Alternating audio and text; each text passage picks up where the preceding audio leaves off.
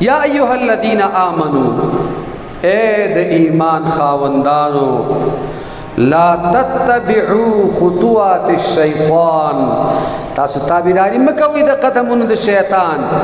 ولی ومن یتبع خطوات الشیطان، چا چې تابعداري وکړه د قدمونو د شیطان، نو فانه یأمر بالفحشاء والمنکر، بشکه دا شیطان خلقو ته امر په بدیو باندې کوي او په نارواو کارونو باندې کوي.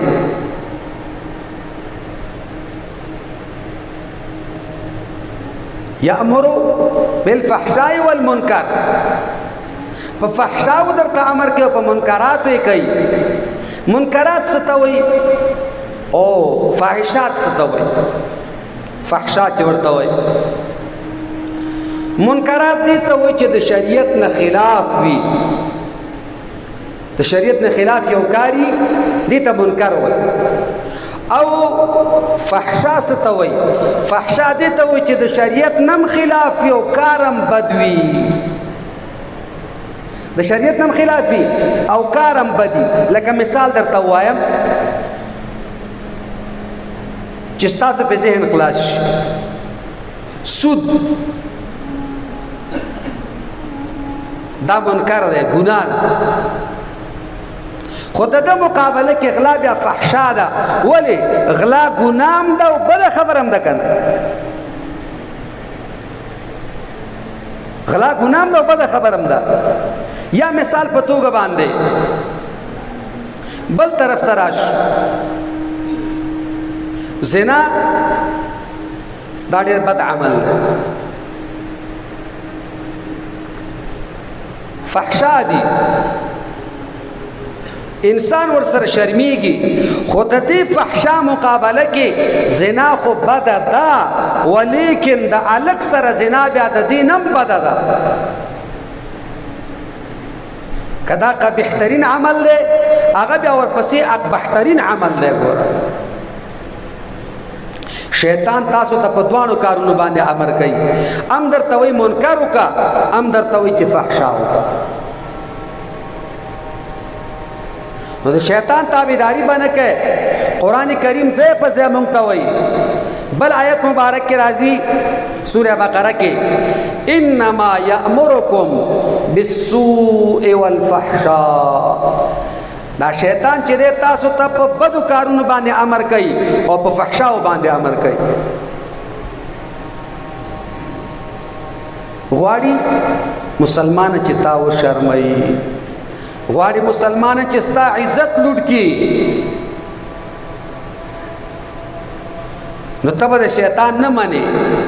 ولې الله تعالی په سوره فاطر کې وایي ان الشیطان لکم عدو فاتخذوه عدوا، شیطان بشک ستاسو د پاره دشمن دی، نو په دشمنۍ یې ونیسئ. شیطان ستاسو دشمن دی، په دشمنۍ یې ونیسئ.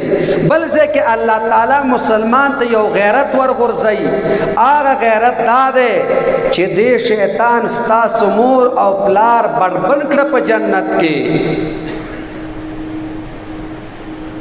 ستاسو مور او پلار یې د جنت نه وښکل.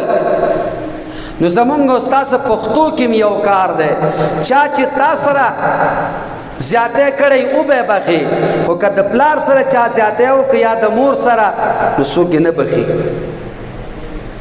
او که تا سره یو سړي ظلم وکړه، بیا دې ملګری کېدلی شي، بخښنه وغواړي. خو که مور او پلار سره درته ظلم وکړه، هغه سړی په عمر کې دوست کېدی نشي.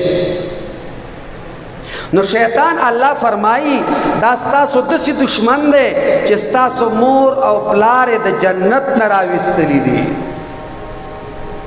او هغه واقعه ذکر کوي چې داسې بربند کړه، فبدت لهما سوآتهما وطفقا یخصفان علیهما من ورق الجنه. کله چې د جنت جامې د آدم علیه السلام نه او د حوا رضی الله عنها نه کوزې شوې، دوی د پانو د جنت نه به راوغستلې او خپل هغه اندامونه پټول. خپل اندامونه پټول. نو دا دومره زیاته چا وکړه؟ دا شیطان وکړه مونږ تاسو سره. د پښتو کې مونږ تاسو د دوستۍ لایق ورنه پاتې شیطان را سره چې دوستي وکړي یا مونږ ور سره دوستي وکړو.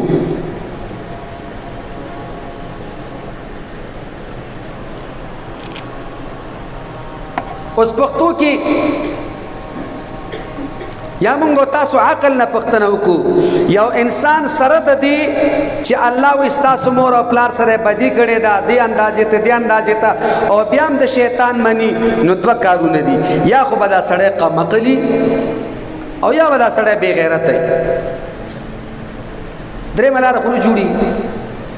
یا به قمقلی چې په دې نه پوهېږي چې غیرت څه ته وایي، لیوانه به. یا به دا سړی ښه په الف لامو دوسي چې مور او پلار باندې یو سړی غیرت نه کوي.